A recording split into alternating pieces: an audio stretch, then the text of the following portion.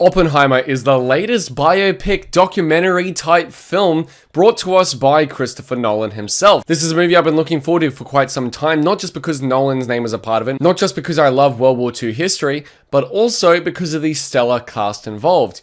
Let's read quite the handful of them out because I can't remember all of them off the top of my head. It features Cillian Murphy, Robert Downey Jr., Florence Pugh, Emily Blunt, Matt Damon, Jack Quaid, Devin Bostic, Rami Malek, Josh Peck, David Dastmalchian, Emma Dumont, Dane DeHaan, Benny Safdie, Alex Wolff, Gustav Skarsgård, Kenneth Branagh, Eldon Einrich, just to name a few. Yeah, I'm going to say that just to name a few people are part of this absolutely stellar cast. And Oppenheimer is a retelling of the brilliant and haunted life of J. Robert Oppenheimer, the American physicist whose stewardship of the Manhattan Project led to the atomic bomb, the death of tens of thousands of people, and the end of World War II. Now guys, before I give you my review of Oppenheimer, if you have had the chance to see this movie yet, please comment down below and let me know what you think about it. And if you haven't yet, are you excited to see it? Because I know there are tons of people that are excited to see this movie, whether you know it's directed by Nolan or not, or even if you're not excited for this movie, I know a lot of people that are going to see this movie just because Nolan is involved. I, for one, was someone really excited to see this movie. I didn't really look at much of the trailers. All I knew was the stellar cast, that it was about Robert Oppenheimer, and that Nolan was directing it.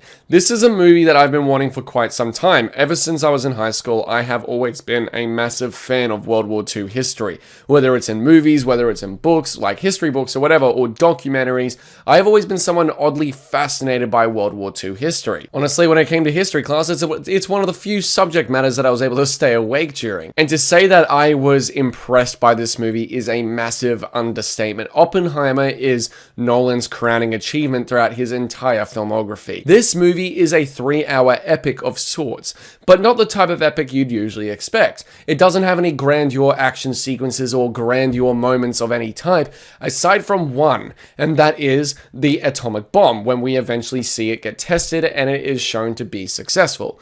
This moment in the movie is the one grandeur moment. A lot of it is just the retelling and going through the life of Robert Oppenheimer and his haunted history, his haunted but brilliant life. How one man's idea, how one man's brilliant mind also not only led to the biggest scientific gamble in history, but also led to the deaths of tens of thousands of people in Hiroshima and Nagasaki, as well as what ended the World War. This is a movie with a story that is inherently dark, inherently depressing, but also one that you oddly root for, knowing that we know what the consequences of this action are the entire time. But that's because even though I didn't understand a lot of the scientific mumbo jumbo in this movie, there was a lot of words thrown out in this movie that I just genuinely don't fucking understand, because I'm not a scientist. I wouldn't call myself smart in any sense whatsoever. But this movie makes you love these characters with opposing ideas, but their chemistry together. Them all being confined in this one area in Los Alamos in New Mexico, and them all coming together to figure out this one idea to stay ahead of the Germans or to stay ahead of the Soviets. But also uncovering history with Robert Oppenheimer and his involvement with communism. Not necessarily directly involved, but association in sorts. The way that this movie tells its story is one that took me until the very end to figure out. I'm not gonna lie, this movie is 3 hours long, and it took me until, I shit you not, the final scene of the movie to figure out how this movie was exactly being told, because it is told from two different filmmaking standpoints on a visual scale, and they are both filmed incredibly different. One of them is told by the perspective of Strauss, who is played by Robert Downey Jr., who his part of the story is told in black and white. But when it comes to Robert Oppenheimer, played by Cillian Murphy, quite brilliantly if I might add, it is all in color. It is also very handheld a lot of the time. While Robert Downey Jr. as Strauss, his segments are more steady. They seemed a lot sturdier as opposed to the stuff with Robert Oppenheimer.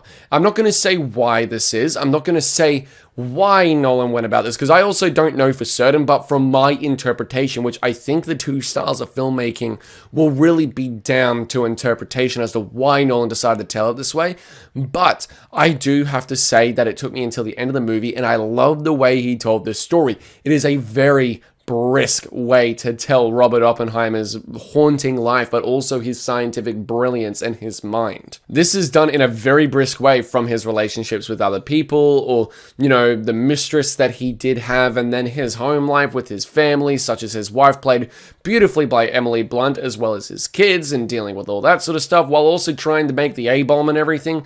I feel that this movie is a monumental achievement in regards to storytelling and the way it handles certain subject matters, the way it handles certain moments, not just in Robert Oppenheimer's life, but also the World War itself. If I'm being completely honest, I've got to say that a lot of the cast in this movie did a brilliant job, whether it's like Dane DeHaan, Matt Damon, Devin Bostick, wait, is that his name? Devin Bostick, sorry, my bad. Jack Quaid, everyone in this movie, there's too many people to list. Fuck. Florence Pugh, for the scene she's in, is fucking brilliant.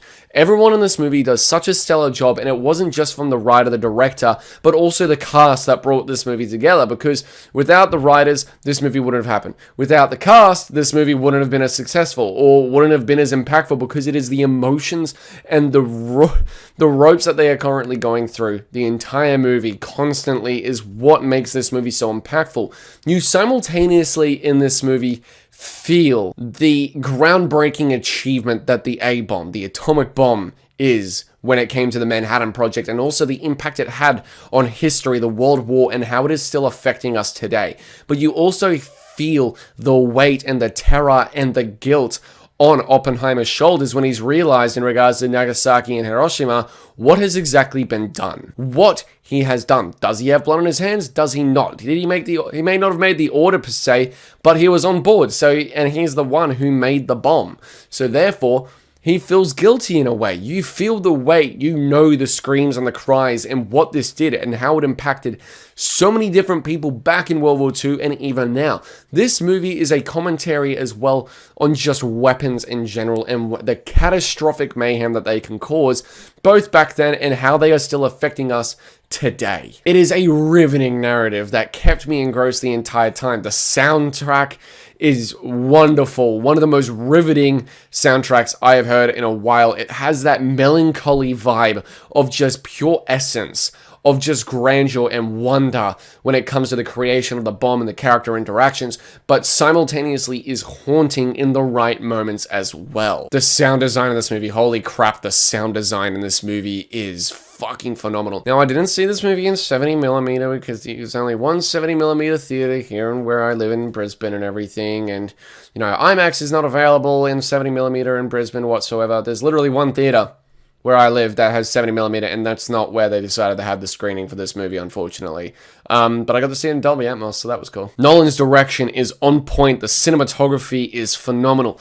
The only one minor issue I have with this movie is a similar issue I had to Tenet, where sometimes the sound design and the music is a little too loud, where you can't understand what characters are saying. And with that, it wouldn't be so much of a problem. Like with Tenet, I could still make out a large portion of what they were saying, but at the same time here, there are so many actors portraying characters of so many different backgrounds where the accents, I sort of needed to pay attention to understand what they were saying. And with that, I personally couldn't understand a lot of the time because the music and the sound design was a little too loud at times personally. I don't know if that was just me. I don't know if that was just my showing of the movie, but it was an issue I did unfortunately have.